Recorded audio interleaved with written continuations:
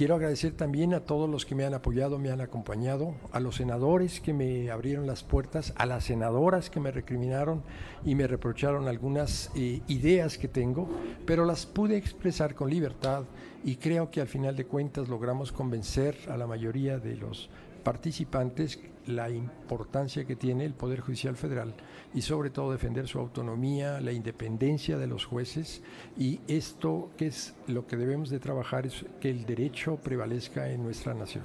Muchísimas gracias a ustedes, los medios de comunicación.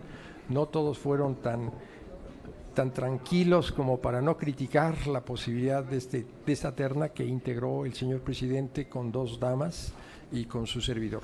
En esta contienda resulté yo elegido, pero no descarto colaborar con las mismas personas que integraron la terna. Estaré en contacto con ellas y el puente que se establece con el Senado va a ser sumamente importante. Muchas gracias.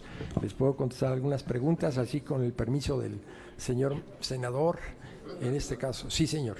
Sí, ministro, le pregunta Verónica Méndez de W Radio. Sí. Gracias, ministro. Muy buenas tardes. 2 cuestiones. La primera es, ¿cuáles son sus prioridades una vez que usted tome su asiento en el máximo tribunal de nuestro país? Y por el otro lado, ministro, usted en su ponencia calificó como un error el hecho de que el ministro Pérez Dayán haya suspendido la ley de remuneraciones mientras se resuelven las controversias impuestas. ¿Cuál va a ser su papel ante esta situación, ante estas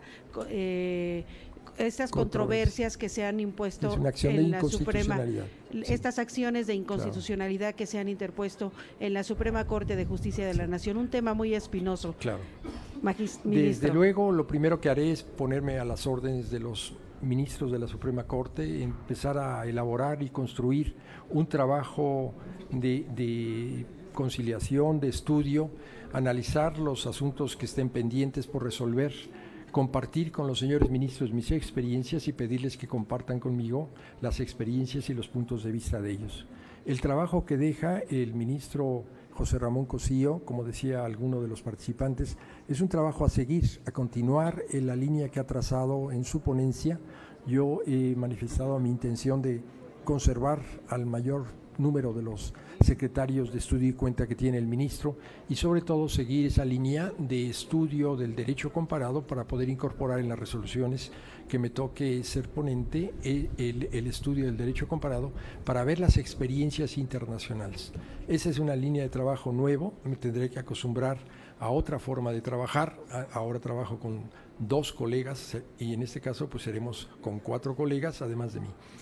En relación a ese asunto de la acción de inconstitucionalidad que se planteó ante el Poder Judicial, pues será resuelto por el Pleno, y en el Pleno tendré que manifestar ya mi opinión personal y mi opinión fundada en derecho, teniendo en cuenta los antecedentes y del mismo expediente.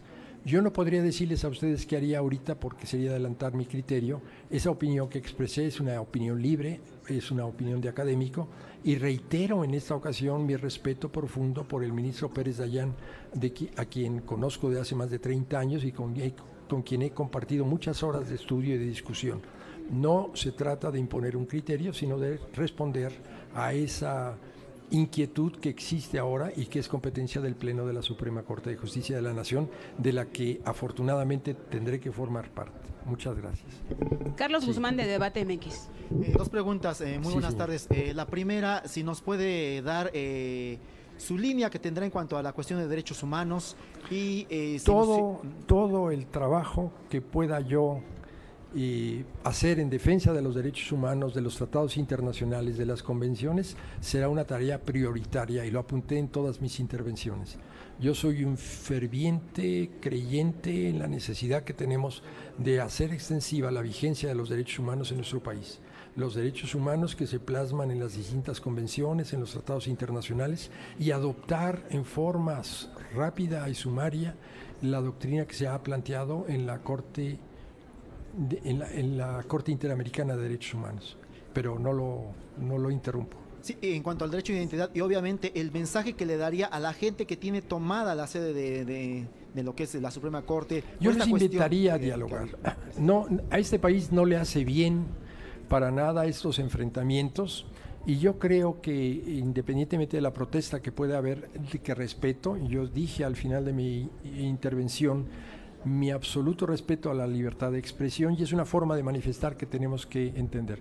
Pero si se les explica cuál es la función del Poder Judicial Federal y sobre todo la importancia que tiene para la paz social como una de las tres ramas que tiene un Estado como es el Ejecutivo, el Legislativo y el Judicial, tendremos que fortalecer y sobre todo tener la oportunidad de dialogar con los que están protestando, manifestándose, que están en ejercicio de su absoluto derecho. Sí, de respeto, cada quien puede decir lo que quiera, nosotros tenemos la obligación de escuchar y de respetar un voto diferente al que nosotros podamos tener a un punto de vista contrario. Sí, muchas gracias. Muchas gracias. A todos les agradezco la cobertura, a todos les pido que reconozcamos en el Senado que se actuó con una transparencia impresionante. Si bien no fui afortunadamente electo en la primera ronda, en la segunda pudieron haber consensos que el líder de las distintas bancadas, los líderes y lideresas de las distintas bancadas nos permitieron llegar al arribo de una votación muy importante que significa el aval mayoritario del Senado de la República. Eso me compromete más y me obliga más a respetar esa confianza que me ha sido otorgada el día de hoy. Y estoy a sus órdenes de todos ustedes. Muchas gracias.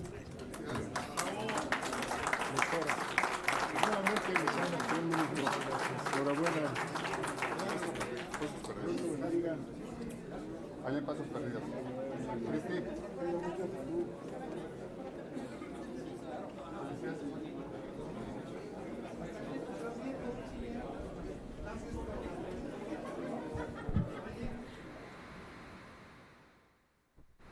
El senador Salomón Jara Cruz en un rato más viene a platicar con ustedes. Sí.